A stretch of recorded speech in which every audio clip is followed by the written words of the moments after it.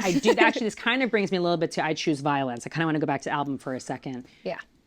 Just because this song is so important, and unfortunately, I personally relate to it. Yeah. And so many women and young girls, and it's so upsetting.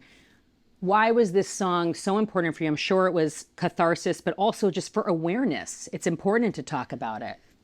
What are you able to share? What inspired this song? It took me a really long time to write that, and to this day, I'm still processing it because in my head, in my heart, that was my first love, right? Oh, and now that I know what real love, what friends, that kind of friendship and like partnership, that what that really means. You know, I think about no matter how smart and cool I thought I was at 19 or 18 or 17, like I was still a young kid, and to be with somebody 30 years old, even if there was some sort of minor thing in there, it's sorry, I get glitchy talking about it. No, but I totally understand. It took me so long to put into words. And I think a new thing kicked in this year because of what we had experienced in Hollywood and what we'd experienced, just me kind of feeling protective over Chelsea a little bit, and, you know, my future kids and like what it's going to be a mom. It's just there are just people out there that are really, really smart when it comes to grooming, and that will just kind of convince you to the day you die that you weren't groomed in a way. Like it's hard to retire your first love and think like that wasn't a real first love, you know? And it was really hard for me to write, but I also like thought it was an important thing to say. In the event there was anyone else like me that was experiencing the same emotional whirlwind for many, many years, trying to unpack it all. And my therapist had told me, like, I love to just throw humor into the mix and a joke into the mix and just like get the awkward, serious conversations away. Like I just I mask my trauma and my pain and my discomfort with jokes, always jokes. Even like traumatic discussions in songs on the internet, they're kind of joking like all the time. Yeah. And she's like, you have to try to do something. You have to try to rip a Band-Aid and do something uncomfortable and just go past your comfort zone and just write something that's not funny at all. Even like My Father, it's a serious song, but there's jokes in it, you know? Victoria's Secret, it's serious, but there's jokes, right? Right. I was like, I'm gonna really attempt this. And I was just so uncomfortable, like clenching, jaw clenched. And I remember I called my husband in. I was like, I want to show you this, but I don't know how you're gonna feel about even hearing this. Cause it's like, you know, he knows about my past. And he was just like, I'm just so proud that you did it and you need to put it out.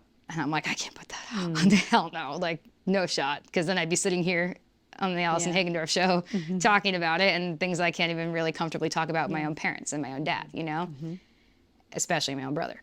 So I think I'm just happy that people saw it and connected with it. And I have one job, I guess, as an artist and as a creative, and that's to talk about my experience and hope that it helps another person. And that was my tangent to many words. No, I chilled. I'm really glad. I'm a grown woman who it made me tear up from experiences I've had. I'm sorry. So I have no I'm like tearing up now. But no, like, don't cry because I'm gonna cry. No, I'm like, so like I actually, it was like I'll tell a joke. No, don't tell a joke. Don't stay here. Stay here. I'm here. But like hearing it, I teared up from it. I had chills the whole time.